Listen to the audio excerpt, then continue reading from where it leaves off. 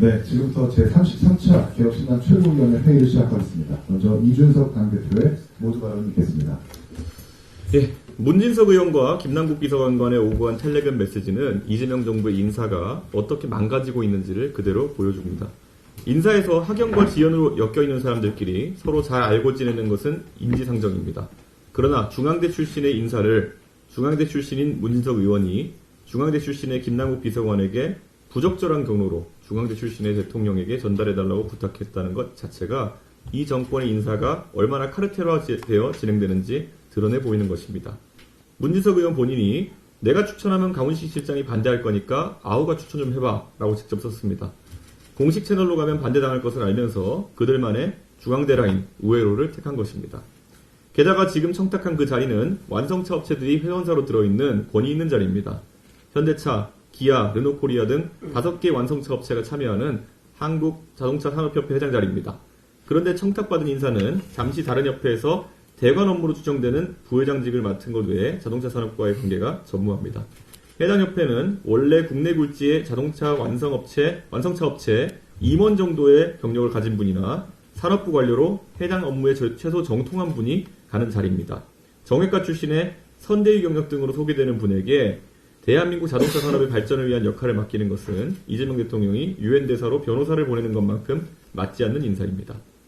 그리고 아무리 관행화되었다고는 하지만 대통령실은 해당 협회에 대한 인사추천권이나 지명권이 없습니다.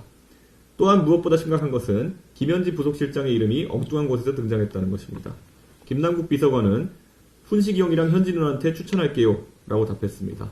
김현지 부속실장은 28년간 이재명 대통령 곁을 지켜온 인물입니다. 대통령실 내부에서는 만사현통, 모든 일은 김현지를 통해야 한다는 말이 돈다고 합니다. 올해 7월에는 강선우 여성가족부 장관 후보자에게 직접 전화해서 사퇴 의사를 전달했다는 의혹까지 보도되었습니다. 김현지 부속실장이 국정에 광범위하게 개입되어 있다는 의혹을 받았을 때 총무비서관의 지위에서 질문을 받지 않기 위해 부속실장으로 자리를 옮긴 바가 있습니다. 자리를 옮겨 질문을 받지 않고 그보다 더 큰 권한을 휘두르고 있다는 것이 이번에 드러난 것입니다.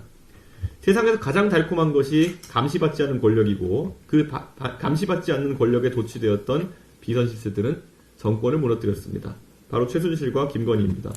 이재명 정부에서도 감시받지 않는 권력이 존재한다는 것이 국민들의 뇌리 속에 강하게 각인되어 가고 있습니다.